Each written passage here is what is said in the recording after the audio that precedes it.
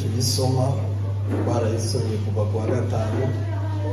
Reka dusome urwandiko rwa kabiri Pawulo yandikiye Timoteyo igice cya 2 umurongo wa 4 niho honyine dusoma. Tuze kuganira umwanya muto ushoboka. Bavuga n'utumwa benshi kandi ko turabona igiterane cyaraniye, kandi muri twe twiye tugira amanyamama akese dukunda kwitokeza twese. Mukomeje baba twumvira kandi ari twibanye igiterane kandi ari twibasaba kandi ari twibashitsi. Sawa, dusome. Pawulo yandikira Timoteyo igice cya 2 umurongo wa 4. Ndasoma Bibiliya ijambo ry'Imana. Nta musirikare wagira ibindi ahugiramo ngo abakinejeje wamwohereje ku rugamba. Amen. Nta musirikare wagira ibindi ahugiramo ngo abakinejeje wamwohereje ku rugamba. Amen. Sinigeze umusirikare usizi ko nagikoze ku mawazo. Ko nyine abantu babona abasirikare gusa naho nagikore. Ariko iyo bafashe umusirikare zenda akaja mu byo batamutumye babita badezata. Tugiye kuvuga badezata bajyanye mu makanisa no mu makorali no muri za ministeri.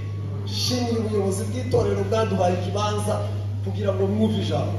Amen. Nashimira kuko mwatwitabye abaririmbyi, abaministeri, abayumbe. Imana ibahe umugisha. Ari mwe twese dufite umugisha. Ndashimira abatwagendanye bateguye iki giterane batanga amatike. Ibintu bitatu Imana yari yavuze tukiri Nairobi zose byaruzuye ko shimira Imana ko byuzuye twese turamo.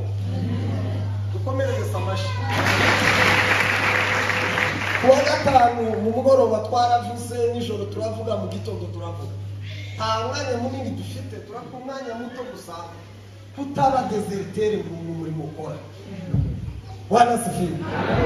Tawabu musirikare, tawabu muririmbi, tawabu muyumbi, tawabu umumama wagira ibindi ahugiramo. Amen. Za mikrofoni zose zazikora izindi Imana yatwagendanye kuko ibaga nibanga kusubiza gitugera i Nairobi bazasubiza icyo tuzagituma batasubiza. Naho mwebwe ni hano benshi sinabazi nabozi baba familie sinoje kubakondana ngo tibasubije kuko twahuriye mu giterane. Nabo aba badasubije zende gitugeririye amahoro tuzobonana nabo uzibambere bose tuze kuganira. Aha, Yohana aravuga ngo Bwana tufiwe.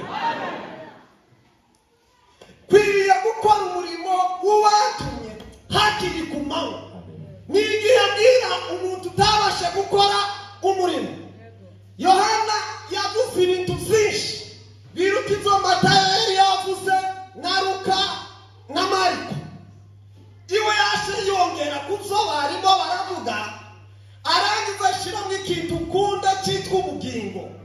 Aravuga ngo Yesu ntiyaje kutubabarira gusa, ahubwo yaduhaye n'iki? Ubugingo. Twavuze ngo udafite Yesu nta bugingo afite. Ushaka ye ubugingo tububona mu iduka, nta famiye zibutawe, nta torero ribugira, ubukura muri Yesu Kristo.